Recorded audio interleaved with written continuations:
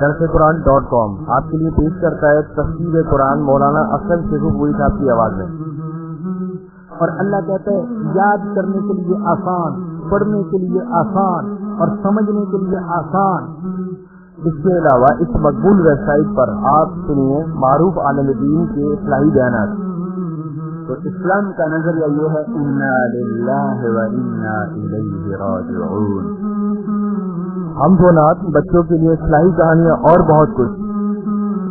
محمد کا روضہ قریب آ رہا ہے، بلندی پہ اپنا نصیب آ رہا ہے. www.darsequran.com. الحمد لله وحده والصلاة والسلام على من لا نبي بعده.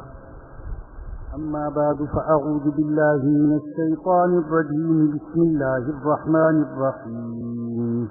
يا أيها الذين آمنوا لا تتخذوا آباءكم وإخوانكم أولياء إن استحبوا الكفر على الإيمان ومن يتولهم منكم فأولئك هم الظالمون. صدق اللہ. آپ حضرات کو انتظار کرنا پڑا، مختصر سی وضاحت کر دوں. الحمدللہ میری نظر میں اس ہفتہ واری درس قرآن کی بہت زیادہ اہمیت ہے، اور جب تک اللہ پاک توفیق دیں گے، جب تک اللہ پاک زندگی عطا فرمائیں گے، جب تک اللہ پاک یہاں رہنا نصیب فرمائیں گے، انشاءاللہ اتوار کا درس ہوتا رہے گا. کیونکہ ہمارے ہاں جو دینی مدارس ہیں تو سال کے اختتام پر ان کے مختلف پروگرام ہوتے ہیں، ختم بخاری شریف، ختم قرآن اور تقسیم اسناد وغیرہ. اس سلسلے میں پنجاب گیا ہوا تھا، اور خانیوال کے قریب ایک قصبے میں میری بیٹی ہوتی ہے، اور الحمدللہ وہ بھی حدیث کا سبق پڑھاتی ہے، اور وہاں پر بھی ختم بخاری تھا. تو آج وہاں دوپہر کو نکلا، ایک تو جہاز بھی لیٹ ہو گیا، اور اس کے بعد پہلے سے وعدہ کیا ہوا تھا اورنگی ٹاؤن میں، تو ایئرپورٹ سے سیدھا وہاں پہنچا، تھوڑی دیر بیان کیا. جامعہ بنوریا میرا پرانا ادارہ ہے جہاں میں نے کئی سال تک پڑھایا ہے، وہاں بھی آج ختم بخاری کی تقریب تھی، اور بالخصوص ہمارے محترم ساتھی تھے مولانا عبدالمجید صاحب، انتقال فرما گئے. ان کی 2 بیٹیوں کا نکاح تھا، تو اس میں شرکت بھی اخلاقی طور پر لازم تھی. اورنگی سے پھر جامعہ بنوریا گیا، وہاں کچھ دیر شرکت کی، اور وہاں سے سیدھا آپ کی خدمت میں حاضر ہوا ہوں، اس لیے کچھ تاخیر ہو گئی. اللہ پاک مجھے اور آپ سب کو تا زندگی قرآن کریم کے پڑھنے، پڑھانے، سننے، سنانے، سمجھنے، سمجھانے، اور اس کو پوری دنیا میں پھیلانے اور اس پر عمل کرنے کی توفیق عطا فرمائے. آج کے درس کا آغاز ہم سورہ توبہ کی آیت نمبر 23 سے کر رہے ہیں. علماء نے اس آیت کریمہ کا پس منظر یہ لکھا ہے کہ جب اللہ تعالیٰ نے مسلمانوں کو مکہ المکرمہ سے ہجرت کا حکم دیا اور صحابہ کرام ہجرت کرنے لگے، تو ان میں سے بعض کے اہل و عیال اور خاندان والے ان سے چمٹ گئے اور رونا دھونا شروع کر دیا، اور اللہ کے واسطے دیے کہ ہمیں چھوڑ کر نہ جاؤ ورنہ ہم ضائع ہو جائیں گے، ہمارا کوئی سرپرست نہیں رہے گا، گھر کو کوئی چلانے والا نہیں رہے گا. تو اکثریت تو ایسی تھی جنہوں نے نہ خاندان کی پرواہ کی اور نہ بیوی بچوں کی، جو رکاوٹ بھی راستے میں آئی اس کو ہٹا دیا اور مکہ المکرمہ سے ہجرت کر گئے مدینہ منورہ کی طرف. لیکن بعض کے دل پسیج گئے.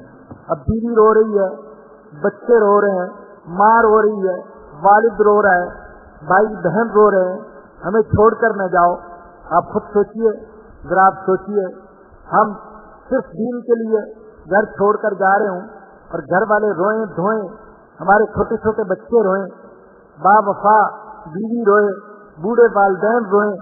تو آخر صحابہ بھی انسان تھے، پتھر تو نہیں تھے، اگرچہ ان کے دل میں ایمان پہاڑوں سے بھی زیادہ مضبوط تھا، لیکن ایمان دل کی رقت کو، دل کی لطافت کو ختم نہیں کرتا، اپنوں کی محبت کو ختم نہیں کرتا، بلکہ ایمان تو ان چیزوں کو اور بڑھا دیتا ہے تو بعض کے دل نرم پڑ گئے، ارادوں میں ضعف آ گیا، کمزوری آ گئی، ہجرت سے حکم کو دیکھتے اور دوسری طرف اپنے بیوی بچوں کو. تو اللہ نے فرمایا یا ایھا الذین آمنوا لا تتخذوا آباءکم واخوانکم اولیاء، اے ایمان والو اپنے آبا کو اور اپنے بھائیوں کو اپنے ولی، اپنے سرپرست، اپنے دوست نہ بناؤ. ان استحبوا الکفر علی الایمان، اگر وہ کفر کو ایمان پر ترجیح دیں، اگر وہ ایمان پر کفر کو ترجیح دیں تو پھر اپنے باپ دادا کو، اپنے بھائی بہنوں کو اور اپنے رشتہ داروں کو اپنا ولی، اپنا دوست، اپنا سرپرست نہ بناؤ. ظاہر یہ مطلب نہیں ہے کہ ان سے طبعی محبت بھی تمہارے دل میں نہیں ہونی چاہیے. یہ مطلب نہیں ہے کہ تمہارے دل میں ان کی طبعی محبت بھی نہ ہو، دل ان کی محبت سے بالکل خالی ہو جائے، یہ نہیں ہے، کیونکہ یہ تو ایک غیر اختیاری چیز ہے. رشتہ دار کی محبت، چاہے وہ کافر ہو چاہے وہ مشرک ہو، اس کی محبت ایک طبعی چیز ہے، طبعی چیز. اللہ اکبر. اور قربانی تو اسی کا نام ہے. طبعی محبت ہے، دل مچل رہا ہے، اپنے عزیزوں کی جدائی پر دل آمادہ نہیں ہے، لیکن اللہ اور اس کے رسول کا حکم سن کر دل پر پتھر رکھ کر روتے ہوئے گھر والوں سے جدائی اختیار کر لی، اسی کا نام قربانی ہے.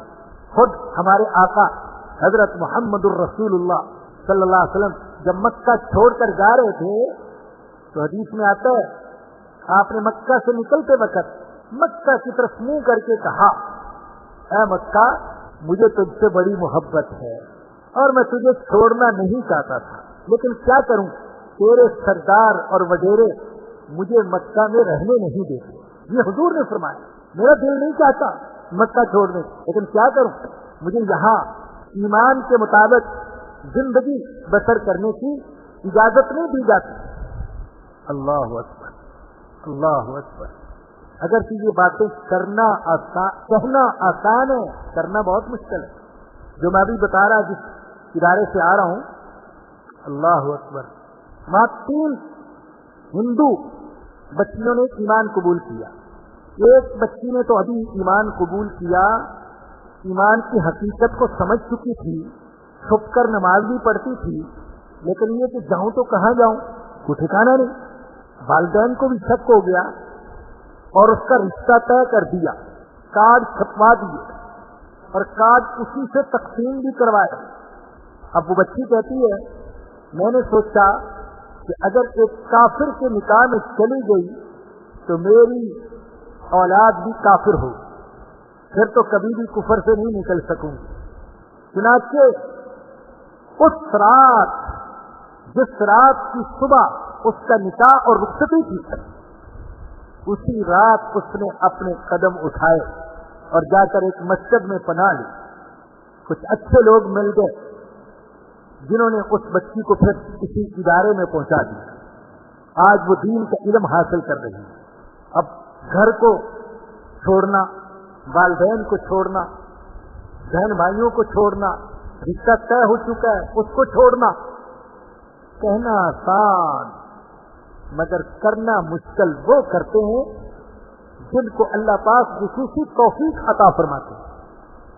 اور جو دوسری 2 بچیاں تھیں انہوں نے بھی ایمان جب قبول کیا، یہ بھی اسی ادارے میں آ گئے اور ان کے والد بڑے تعلقات والے، بڑے بڑے لوگوں کو اسی ادارے میں لے کر پہنچ گئے کہ بچیاں ہمارے حوالے کی جائیں. ادارے والوں نے ملنے کی اجازت دے دی، اس لیے کہ اوپر سے دباؤ ڈالا گیا، بچیوں کو والدین سے ملوایا گیا، ملنے کی اجازت دے دی. اللہ اکبر. پہلے تو انہوں نے سمجھایا اور پھر والد نے ایسا حربہ اختیار کیا کہ شاید ہمارے جیسا کوئی ہوتا تو اپنی جگہ سے ہل جاتا. سندھ کے رسم و رواج کے مطابق اور بہت سی جگہ پنجاب میں بھی ایسی ہے, سرحد میں, بلوچستان میں, کہ بعض لوگ کسی کو منانے کے لیے آخری طریقہ اختیار یہ کرتے ہیں کہ اس کے پاؤں پکڑ لیتے ہیں اور اس سے بھی آگے کی اپنی پگڑی اتار کر پیروں پر رکھ دیتے ہیں. اور ایسے موقع پر سخت سے سخت انسان بھی موم ہو جاتا ہے کہ میرے پاؤں پکڑی اور پگڑی میرے پیروں پر رکھی. تو ان بچیوں کو پہلے تو سمجھاتے رہے اور پھر بہنوں بھائیوں نے, ماں نے رونا شروع کر دیا اور بوڑھے باپ نے پگڑی اتار کر پیروں پر رکھی. اللہ اکبر. تو جو اس وقت موجود تھے انہوں نے بتایا www.darsequran.com. وہ بچیاں بھی رو رہی, ان کی بھی چیخیں نکل گئی. بوڑھے باپ نے پاؤں پکڑے اور پگڑی پیروں پر رکھ دی, چیخیں نکل گئی. لیکن انہوں نے کہا تو یہ کہا, ابا ابا ہم بھی تیری منت سماجت کرتے ہیں, اب تیرا اور ہمارا رشتہ اور تعلق اسی وقت باقی رہ سکتا ہے جب کہ تم کلمہ لا الہ الا اللہ محمد الرسول اللہ پڑھی, ورنہ اب ایمان چھوڑنے کے لیے تیار نہیں. رو بھی رہی. اور انہوں نے اپنی داستان لکھی. انہوں نے کہا کہ ہمارے لیے سب سے مشکل مرحلہ یہ تھا, مشکل مرحلہ. بھائی بہن رو رہے ہیں, ماں رو رہی ہے اور باپ نے پاؤں پکڑے ہوئے ہیں اور پگڑی اتار کر پیروں پر رکھ دی. تو کہتی اندر سے ہم ہل گئے, لیکن اللہ نے دستگیری فرمائی, نہیں ایمان کو نہیں چھوڑنا. صاف کہہ دیا, ابا ہم تجھے واسطہ دیتے ہیں, ہم تیرے پاؤں پکڑ دیتے ہیں, کلمہ پڑھ لو, ہم پہلے سے زیادہ تیری خدمت کریں. تو اللہ نے فرمایا کہ اے ایمان والو, اپنے آبا اور اپنے بھائیوں کو اپنے ولی, اپنے سرپرست نہ بناؤ. میں یہ بتا رہا تھا کہ یہ مطلب نہیں ہے کہ ان سے محبت بھی نہ رکھو, اس لیے کہ محبت ایک غیر اختیاری چیز. بتایا جا رہا ہے کہ اللہ اور اس کے رسول کے حکم کے مقابلے میں ان کی بات کو ترجیح نہ دو.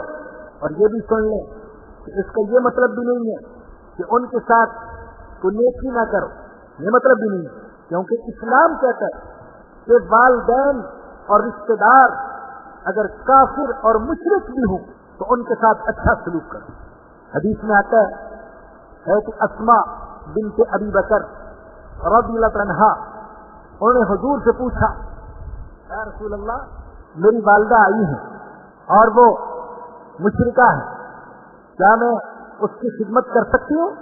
حضور نے فرمایا, ہاں, اسلام والدین کے حقوق سے منع نہیں کرتا بلکہ ان کے حقوق ادا کرنے پر زور دیتا ہے, اگرچہ وہ غیر مسلم ہی کیوں نہ ہو. تو فرمایا کہ اگر وہ کفر کو پسند کرتے ہیں ایمان کے مقابلے میں تو پھر ان کو اپنے سرپرست نہ بناؤ. اور اگلے الفاظ تو بڑے سخت ہیں. فرمایا کہ وَمَن يَتَوَلَّهُم مِّنكُمْ فَأُولَٰئِكَ هُمُ الظَّالِمُونَ. تم میں سے جو کوئی ان کو اپنا سرپرست, اپنا ولی, اپنا دوست بنائے گا تو وہ ظالم. اور حضرت ابن عباس رضی اللہ عنہما نے ظالم کا مفہوم بیان کیا کہ اللہ کہہ رہے جو تم میں سے کوئی ان سے دوستی رکھے گا, ان کو سرپرست بنائے گا تو وہ ظالم ہے, یعنی مشرک. وہ بھی مشرک کیونکہ رضا بالکفر یہ بھی کفر ہے, کفر پر راضی ہونا یہ بھی کفر. اور آگے فرمایا قل ان کان آباؤکم وابناؤکم واخوانکم وازواجکم وعشیرتکم واموال اقترفتموها. یہ سارے ایمان والوں کے لیے قیامت تک کے لیے بتایا جا رہا ہے. اے میرے نبی, آپ ایمان والوں کو بتا دیجئے کہ اگر تمہارے باپ دادا, تمہاری اولاد اور بیٹے اور تمہارے بھائی اور تمہاری بیویاں اور تمہارا خاندان اور تمہارے اموال جن کو تم کماتے ہو اور تمہاری تجارت جس کی کساد بازاری کا تمہیں اندیشہ لگا رہتا ہے اور تمہارے مکان اور بنگلے اور کوٹھیاں جن کو تم پسند کرتے ہو، یہ چیزیں اگر تمہیں زیادہ محبوب ہیں اللہ سے اور اللہ کے رسول سے وجہاد فی سبیلی اور اس کی رضا کے لیے جہاد کرنے سے یہ چیزیں زیادہ محبوب ہیں، فتربصوا تو پھر انتظار کرو حتی یأتی اللہ بامری، حتی کہ اللہ اپنا فیصلہ فرمائے۔ اللہ اکبر۔ اس آیت کریمہ میں اللہ پاک نے وہ ساری چیزیں بیان فرما دی ہیں جو عام طور پر ایک انسان کی راہ میں دین پر چلنے میں رکاوٹ بنتی ہے۔ مجموعی طور پر 8 چیزیں اللہ نے بیان فرمائی، لیکن دیکھا جائے تو یہ 4 ہیں، 4 چیزیں بیان فرمائی۔ پہلی چیز اقارب اور رشتے دار، اقارب اور رشتے دار، اس میں والدین بھی آ گئے، اس میں اولاد بھی آ گئی، بیٹے بھی آ گئے، بیٹیاں بھی آ گئی، بھائی بھی آ گئے، چچا بھی آ گئے، ماموں بھی آ گئے، خالو بھی آ گئے، اور شوہر بھی آ گئے، اور بیویاں بھی آ گئی، یہ سب آ گئے۔ یہ پہلی قسم ہے اقارب۔ بعض اوقات رشتے دار رکاوٹ بنتے ہیں، ایمان کی راہ میں رکاوٹ، دین پر چلنے میں رکاوٹ بن جاتے ہیں۔ خود انسان دین پر چلنا چاہتا ہے لیکن والدین کی خاطر نہیں چلتا، بیوی کی خاطر نہیں چلتا، یا بیوی شوہر کی خاطر نہیں چلتی، یا اولاد کی خاطر کفر کرتا ہے، اولاد کی خاطر حرام کماتا ہے، اولاد کی خاطر اللہ کی نافرمانی کرتا ہے۔ تو یہ پہلی قسم ہے جو رکاوٹ بنتی ہے، اقارب اور رشتے دار۔ اور اللہ نے رشتوں میں سے یہاں پر 4 رشتے ذکر کیے اور خاندان کا ذکر کیا۔ رشتے تو بہت ہیں، ظاہر ہے بھتیجے کا رشتہ، بھانجے کا رشتہ، ماموں کا رشتہ، خالہ کا رشتہ، پھوپھی کا رشتہ، پوتوں کا، پوتیوں کا، پتہ نہیں کتنے رشتے، یہ چچا، یہ چچی، یہ تایا، یہ تائی، رشتے تو بہت۔ لیکن اللہ نے ان رشتوں میں سے 4 رشتوں کا ذکر کیا اور خاندان کا ذکر کیا۔ پہلا رشتہ آبا کا، آبا، اس میں باپ، دادا، ماں، نانی وغیرہ یہ سب آ گئے، اس لیے کہ سلیم الفطرت اولاد جو ہوتی ہے وہ اپنے آبا سے محبت رکھتی ہے۔ اپنے آبا سے محبت کا ہونا یہ انسان کے سلیم الفطرت ہونے کی علامت ہے۔ اپنے باپ سے محبت ہے، اپنی ماں سے محبت ہے، دادا سے، دادی سے، نانی سے محبت ہے، یہ انسانیت کا تقاضا ہے۔ اللہ نے اس رشتے کو ذکر کیا۔ اور دوسرا رشتہ ابنا، بیٹے، ویسے تو اولاد بیٹے بھی اور بیٹیاں بھی، لیکن عام طور پر انسان بیٹوں سے زیادہ محبت کرتا ہے عام طور پر، تو اللہ نے ابنا کا ذکر کیا، کیونکہ اولاد یہ دل کے ٹکڑے ہوتے ہیں۔ اولاد کی خاطر انسان اپنے آپ کو تھکاتا ہے، اولاد کی خاطر راتوں کو جاگتا ہے، اولاد کی خاطر دن رات بیل کی طرح کماتا ہے، اولاد کی خاطر۔ اللہ اکبر۔ اور بسا اوقات اولاد کو قدر ہوتی نہیں، باپ تو لگا ہوا ہے بیچارہ 2 ڈیوٹیاں، 3 ڈیوٹیاں کر رہا ہے، سیٹھوں کی جھڑکیاں سن رہا ہے، صبح سے شام تک سڑکوں پر خوار ہو رہا ہے، اور اولاد کو قدر ہے نہیں۔ تو اللہ نے دوسرے رشتے کا ذکر کیا، ابنا کا، اولاد کا۔ اور تیسرا رشتہ اللہ نے جو ذکر کیا وہ اخوان، بھائی، یہ بھی ایک بہت قریبی رشتہ ہے۔ حضرت موسیٰ علیہ السلام نے جب اللہ سے دعا کی تھی اے اللہ میرا کوئی مددگار بنا دے، تو اللہ نے فرمایا تھا سانا شد آزودہ کا بھی اخی کا، ہم تجھے طاقت دیں گے تیرے بھائی کے ذریعے۔ تو بھائی جو واقعی بھائی ہو، तो भाई का बाजू बनता है, भाई का मददगार बनता है। और तीसरा रिश्ता अल्लाह ने जो जिक्र किया, चौथा रिश्ता अज़वाज का रिश्ता, शौहर और बीवी का रिश्ता। ये रिश्ता भी बड़ा अजीब है, बहुत अजीब रिश्ता। और हर रिश्ते का अलग तकाजा है और हर रिश्ते का अलग लुत्फ है और हर रिश्ते का अलग सुकून है। मियां बीवी में अल्लाह पाक जो मोहब्बत पैदा फरमा देते हैं, जब बाकी मोहब्बत हो जाए तो इसकी कोई दूसरी मिसाल नहीं होती। औलाद तक बाज़ औकात अपने वालिदैन की उतनी खिदमत नहीं कर पाते जितनी खिदमत शौहर बीवी की और बीवी शौहर की कर लेते हैं। अल्लाह पाक ऐसा आपस में जोड़ पैदा फरमा देते हैं। और याद रखिए कि मियां बीवी में मोहब्बत ये कोई ऐसी चीज नहीं कि हम इसका मजाक उड़ाएं। मियां बीवी में मोहब्बत मतलूब है, मतलूब। दूसरों की बहनों और बेटियों से इश्क न हो, इश्क हो तो अपनी बीवी और बीवी को अपने शौहर। और इस रिश्ते में अल्लाह ने सुकून भी बड़ा रखा है, बड़ा सुकून। बाकी जब एक दूसरे के हुकूक अदा करें तो बड़ा सुकून घर के अंदर।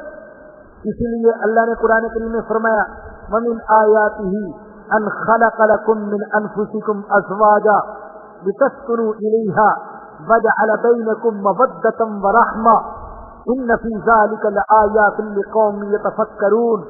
अल्लाह की निशानियों में से ये है। आप अंदाजा करें कि कितनी बड़ी चीज है। अल्लाह कह रहे हैं मेरी निशानियों में से ये है कि मैंने तुम्हारे लिए तुम्हीं में से, तुम्हारी जिनस में से बीवियां पैदा की ताकि तुम्हें सुकून मिले। और मियां बीवी के दरमियान मैंने मोहब्बत और रहमत पैदा कर दी। मैंने कहा अजीब रिश्ता है कि बाज़ औकात बीवी का खानदान अलग और शौहर का खानदान अलग। अब रिश्ता हो गया तो ऐसी मोहब्बत अल्लाह पाक ने पैदा फरमा दी कि दोनों एक दूसरे से जुदाई का तसव्वुर नहीं कर सकते। तो जब दिल के अंदर अल्लाह का डर हो और हलाल पर कनाअत हो तो ये मोहब्बत दिन ब दिन बढ़ती चली जाती है। मुझे अल्फाज याद आते हैं, मशहूर अदीब और मुसन्निफ और आलिम और मुफस्सिर मौलाना अब्दुल माजिद दरियाबादी साहब के। उन्होंने आप बीती के उन्वान से एक किताब लिखी जिसमें अपने हालात लिखे हैं। तो मुझे वो जुमला बड़ा याद आता है कि उन्होंने लिखा एक मौके पर, बुढ़ापे में अपने हालात लिखे, तो हालात लिखते हुए अपनी बीवी का जिक्र किया तो ये जुमला लिखा कि आज ये 75 साल की बुढ़िया मेरी महबूबा बनी हुई है। 75 साल की बुढ़िया मेरी महबूबा बनी हुई है। न मुंह में दांत है न पेट में आंत है, चेहरे में डंक पड़ गए, कोई खूबी नहीं जारी तौर पर, कोई हुस्न नहीं, कोई जमाल नहीं, किसी के लिए कोई कशिश नहीं, बिनाई भी ज़ईफ हो गई और कमर झुक गई। लेकिन लिखते हैं कि आज ये 75 साल की बुढ़िया मेरी महबूबा बनी है। मोहब्बत बढ़ रही है। अल्लाहु अकबर। बाज लोग देखते हैं कि बड़े मियाँ हैं और बीवी इंतकाल कर गई, अब रो रहे हैं तो उनको ताज्जुब होता है, अरे बुढ़ापे में बीवी का इंतकाल हो गया, रो रहे, ये क्यों? अजीब। वो लोगों ने लतीफा भी लिखा है, लोग लतीफा बयान करते हैं। एक बड़े मियाँ बहुत रो रहे थे, खान साहब, और बूढ़े भी थे और खान साहब भी थे, बीवी मर गई, बहुत रो रहे थे। तो किसी ने तसल्ली दी, इतना ना रोए, इतना परेशान क्यों होते हैं, बीवी चली गई तो बूढ़ी थी, आप भी बूढ़े। तो उन्होंने कहा, ओ भाई वो मेरी सिर्फ बीवी नहीं थी, वो तो मेरा माँ था। माँ क्या मतलब था उनका?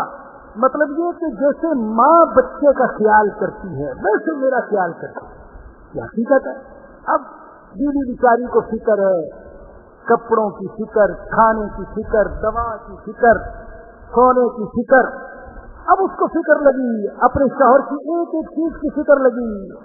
اور بھائیوں میں حقیقت بتاؤں تو یہ محبت ہماری مشرقی بیویوں میں ہے، مغربی بیویوں میں نہیں ہے.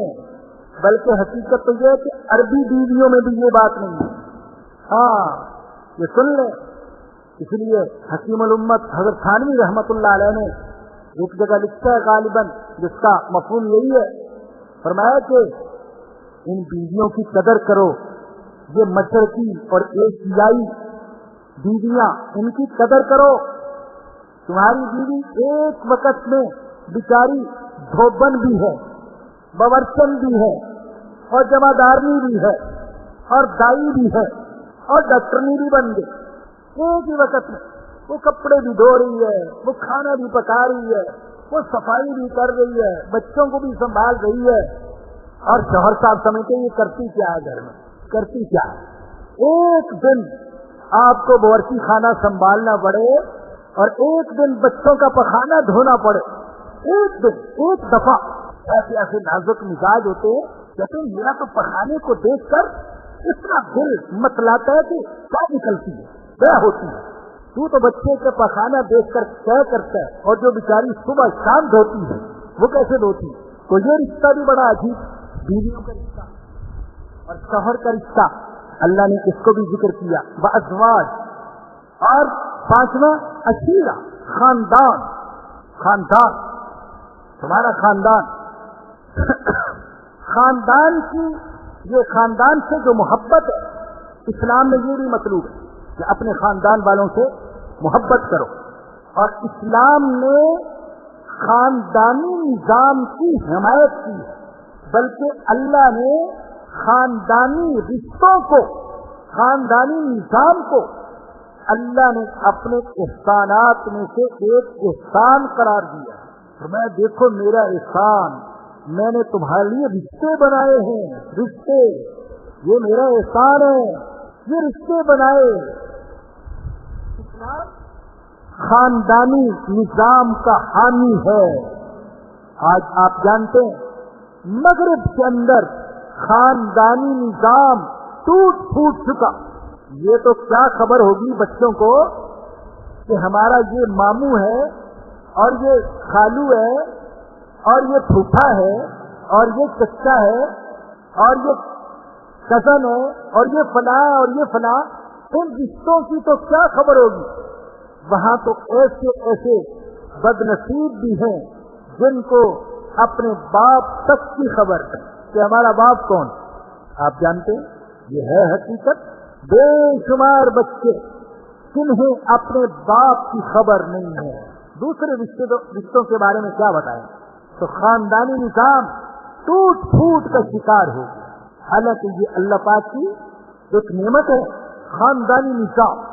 کبھی کوئی مصیبت آن پڑی، کوئی رشتے دار کام آ گیا، آپس میں اختلاف ہو گئے، اختلافات ہو گئے، رشتے داروں نے بیچ بچاؤ کروا کر صلح کر دی. یہ ایک رحمت ہے، ایک نعمت ہے.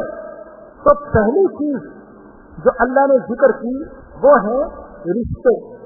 رشتے، اور اللہ نے سارے رشتے ذکر نہیں کیے. اب سارے رشتے ذکر کرنے لگتے تو 10 آیتوں میں تو رشتے ہی ختم ہوتے. اللہ نے سارے رشتے نہیں ذکر کیے، چند بڑے بڑے رشتے. والدین کا رشتہ، پھر اولاد کا رشتہ، اور بھائیوں کا رشتہ، اور شوہر اور بیوی کا رشتہ، اور خاندان. تو یہ رشتے اور یہ خاندان بسا اوقات انسان کے راستے میں رکاوٹ بن جاتے ہیں، دین پر چلنے میں رکاوٹ بن جاتے ہیں. دوسری چیز جو اللہ نے ذکر کی وہ مال. وَأَمْوَالٌ اقْتَرَفْتُمُوهَا، اور مال جو تم کماتے ہو، یہ مال بھی بعض اوقات رکاوٹ بن جاتا ہے. مالی مفاد کی قربانی دینا یہ بھی بڑا مشکل کام ہے.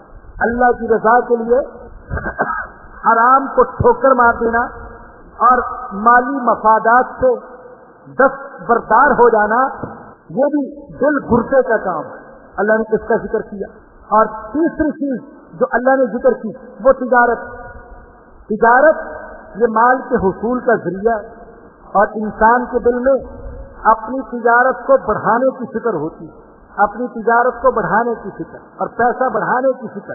और चौथी चीज जो अल्लाह ने जिक्र की वो मकान, मसाजिद, तुम्हारे मकान, तुम्हारे बंगले, तुम्हारी कोठियां। इसलिए कि इंसान का मकान ये भी ऐसी चीज है कि इंसान को उसके अंदर राहत और सुकून मिलता है। आज बाद लोग मॉडर्न बनने के शौक में, मॉडर्न बनने के शौक, वो समझते हैं कि शायद होटलों में बड़े मजे हैं और होटलों में बड़ा सुकून है।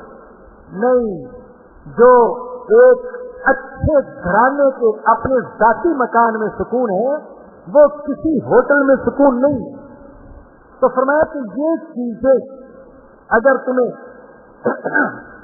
अल्लाह और उसके रसूल से ज्यादा महबूब है और उसकी राह में जिहाद करने से ज्यादा महबूब, फतरब्बसू हत्ता याती अल्लाह, तो फिर इंतजार करो अल्लाह के फैसले का। बताया ये जा रहा है कि रिश्तों की मोहब्बत अपनी जगह और माल की मोहब्बत अपनी जगह, तिजारत की मोहब्बत अपनी जगह, मकान की मोहब्बत अपनी जगह, लेकिन जब टकराव हो, टकराव कि माल टकरा रहा है अल्लाह और उसके रसूल के हुक्म के साथ, रिश्ता टकरा रहा है अल्लाह और उसके रसूल के हुक्म के साथ, तो फिर मुसलमान की शान ये है कि सारी चीजों को ईमान पर कुर्बान कर दे। लेकिन ईमान को किसी चीज पर कुर्बान न करे। ईमान कुर्बान करने की चीज नहीं है, ईमान पर सारी दुनिया कुर्बान करने की चीज। एक सच्चा मोमिन, एक सच्चा मोमिन ईमान पर सब कुछ कुर्बान कर देता है, लेकिन ईमान को किसी चीज पर कुर्बान नहीं करता। ईमान पर कुर्बान, ईमान को किसी चीज पर कुर्बान। खुद अल्लाह ने कुरान करीम में फरमाया, वल्लज़ीना आमनू अशद्दु हुब्बन लिल्लाह, जो ईमान वाले हैं वो सबसे ज्यादा अल्लाह से मोहब्बत करते हैं, अल्लाह की मोहब्बत में बड़े सख्त हैं। हालांकि अल्लाह ने फरमाया जो काफिर और मुशरिक हैं वो भी अपने माबूदों से मोहब्बत रखते हैं, लेकिन अल्लाह ने साथ ये भी कह दिया कि जितनी मोहब्बत ईमान वाले अल्लाह से रखते हैं, झूठे बुतों को पूजने वाले उतनी मोहब्बत उनसे नहीं रखते। www.darsequran.com। और हमारे आका हजरत मोहम्मदुर रसूलुल्लाह सल्लल्लाहु अलैहि वसल्लम ने फरमाया, उस जात की कसम जिसके कब्जे में मेरी जान है, तुम में से कोई उस वक्त तक कामिल मोमिन नहीं हो सकता जब तक कि वो मुझ पे अपने वालिद, अपनी औलाद और सारे इंसानों से ज्यादा मोहब्बत न करे। और एक हदीस में रसूल अकरम सल्लल्लाहु अलैहि वसल्लम ने फरमाया, जिस शख्स के अंदर 3 चीजें पाई गई उसने ईमान की मिठास को महसूस कर लिया। जिसके अंदर 3 चीजें पाई जाएंगी वो ईमान की हलावत और लज्जत को महसूस करेगा। कौन सी 3 चीजें? पहली चीज, सबसे ज्यादा मोहब्बत अल्लाह और उसके रसूल के साथ। दूसरी चीज, किसी इंसान से मोहब्बत हो तो सिर्फ अल्लाह के, इंसान से मोहब्बत हो तो सिर्फ अल्लाह के लिए। बाप से मोहब्बत, माँ से मोहब्बत, भाई से मोहब्बत, बहन से मोहब्बत, औलाद से मोहब्बत, अल्लाह के नेक बंदों से मोहब्बत, पड़ोसियों से मोहब्बत, रिश्तेदारों से मोहब्बत, इनसे मना नहीं किया, लेकिन फरमाया कि मोहब्बत किस लिए हो? अल्लाह के लिए। देखते हैं कि मोहब्बत गरज के लिए, लालच के लिए, फायदे के लिए, ये नहीं, फरमाया कि मोहब्बत हो अल्लाह के लिए। और तीसरी चीज, अल्लाहु अकबर, तीसरी चीज कि मुसलमान के दिल में ये हो कि मैं कभी ईमान से महरूम न हो जाऊं। उसके दिल में हर वक्त ये अंदेशा हो, मैं कहीं ईमान से महरूम न हो जाऊं, और उसे ईमान से महरूम होकर कुफ्र में जाना آگ میں ڈالے جانے سے زیادہ خطرناک محسوس ہوتا ہو. جیسے اگر ہمیں یہ خطرہ ہو کہ ہمیں آگ میں ڈال دیا جائے گا تو اس تصور ہی سے جسم پر کپ کپی طاری ہو جائے گی.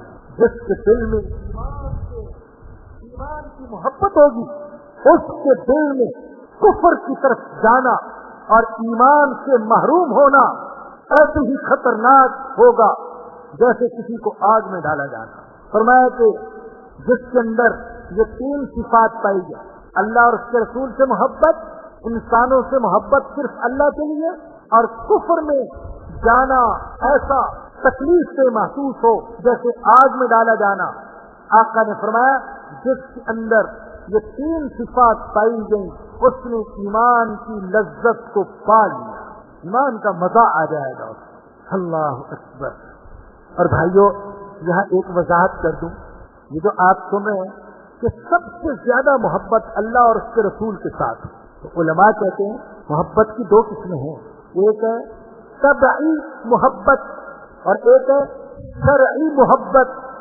طبعی محبت اگر اولاد سے ہے، بیوی سے ہے، رشتے داروں سے ہے تو یہ کوئی بری چیز نہیں ہے، لیکن شرعی محبت سب سے زیادہ اللہ اور اس کے رسول کے ساتھ. اور شرعی محبت کا کیا مطلب؟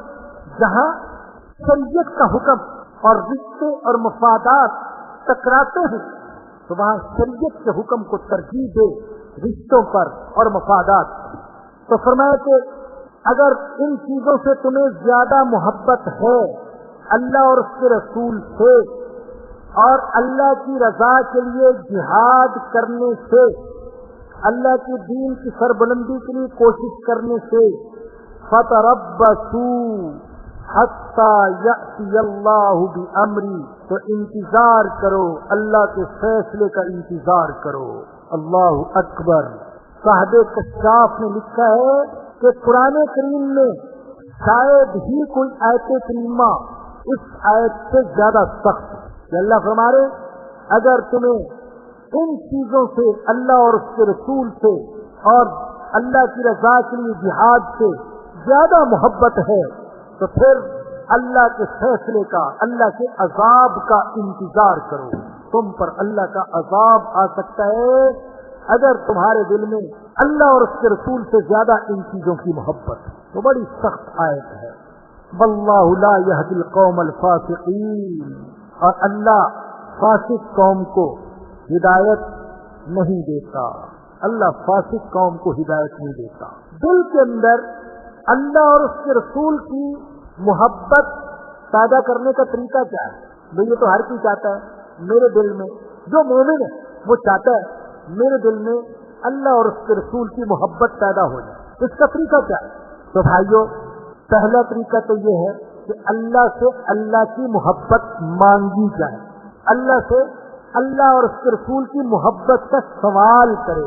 اے اللہ تو مجھے اپنی محبت عطا فرما دے، اپنے نبی کی محبت عطا فرما دے.